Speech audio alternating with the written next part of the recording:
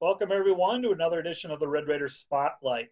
Today's guest, senior women's tennis player, Zoe Holscher. Zoe, thank you for joining me. How are things going with times with this strange world we live in right now? Yeah, things are going pretty okay, relatively speaking. Since school got out, I have been just at home painting for my mom, so making some money and staying busy, and also helping out my cooperating teacher because I was student teaching when all this went down. So I've been just helping her grade and give feedback to our students, and helping her out any way I can. With the student teaching, I assume that's online. And yeah, how did your student teaching experience go prior to going online? Yeah, I was loving it there. I was at Marcus MMCRU High School, and I was just really enjoying my time. And I had two really awesome cooperating teachers. So I was sad to leave and leave my students, but it was what's best at the time. But I just really enjoyed my time there, and lesson planning and different stuff like that. Even though I was very busy with tennis, I kind of like being busy, and just having all that going on was a lot of fun for me. So yeah. What did you learn about yourself as a teacher in your student teacher experience? Oh, that's a good question. Thank you. I definitely learned just how much of a passion I have for teaching. Every day, it didn't feel like going to work or going to student teaching. I just enjoyed getting up and going, and getting to know the kids and working with other teachers. And so I just learned that I have such a passion for it. I knew I loved it and different stuff like that, but I really found that passion in myself. So In all of your preps for the student teaching, did you have a favorite class or subject matter? I know it's math, but specifically. I think I really loved my education classes the most, and probably my favorite professor was Chris Nonhoff. He is just a goofy guy, and I just also felt like I learned so much from him and acquired some of my passion for education from him. And so any class that I took from him was probably my favorite. Take us back to the day where you found out that Northwestern was going online, but not only that, that your spring tennis season was going to be canceled. Where were you? How did you react? How did that go come about? Yeah, so we were on our way to Pella for tennis that Friday. And the drive up, I just kept thinking, I was like, there's no way we're going to make it there and even get to play. But I was like, okay, it's okay. Kept being hopeful.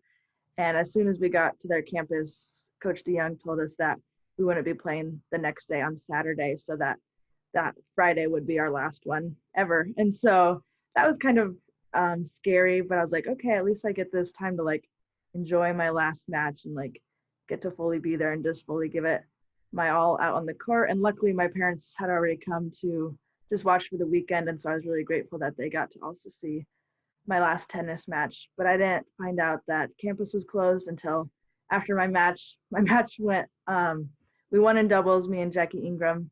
And then for singles, I went into a third set tiebreaker, like I do a lot of the times. And I was the last one on the court. And so I was just taking that all, and I ended up winning that third set tiebreaker. So then as soon as I stepped off, I shook the girl's hand. And as soon as I stepped off, I just started crying because I was like, man, that's my last one.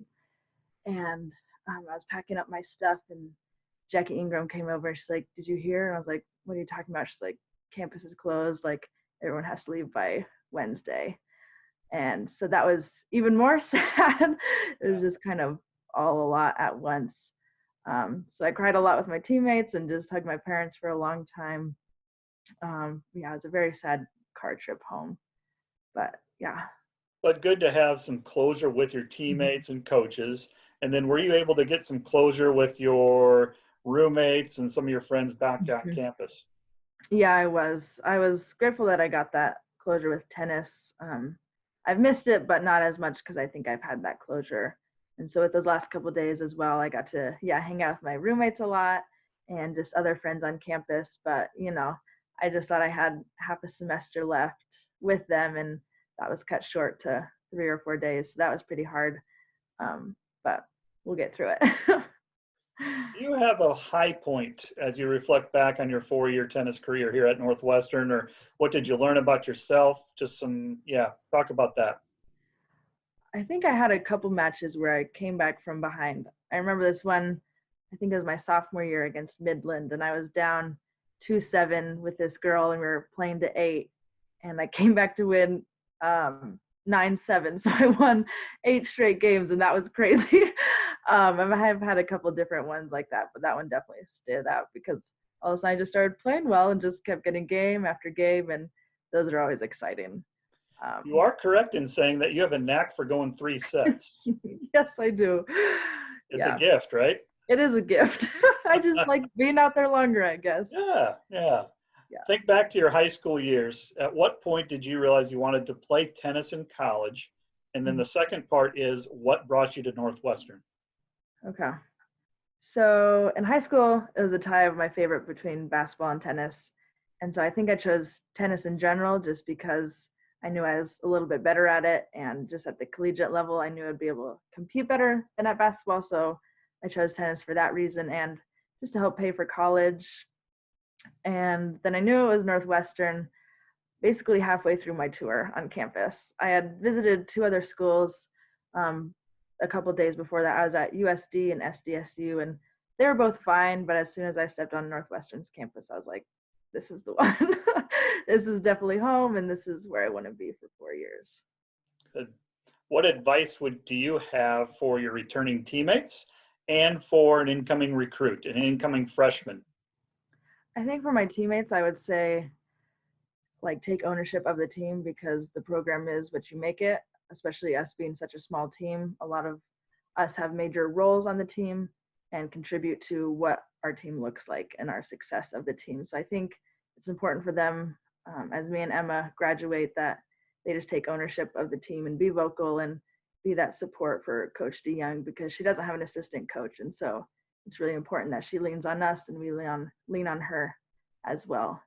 And I think for freshmen or incoming freshmen, I would just say, like, don't be afraid to make other friends outside the tennis team. We are a really close team, but we also had a lot of friends outside the team. And I think that helped a lot keeping like team drama down because we had times apart and we weren't inseparable. And so I think that contributed a lot to our just success as a team as a whole.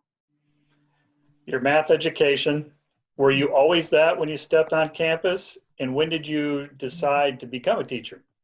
So technically, yes, I came in wanting to be a high school math teacher, but I had a lot of doubts my freshman year because in high school, I just listened to a lot of people like, hey, you would make a good math teacher. I was like, oh, okay, like if you think so, like I guess I'll do that. I don't know what else I'm going to do. And then after the first semester, I was like, I don't know if this is what I really want to do. And so I started exploring other majors like accounting and just different stuff like that. And then my sophomore year, I was like, okay, I need to figure something out. So I was like, I'm going to go into a classroom and just decide that education is not it for sure. So I can just rule it out.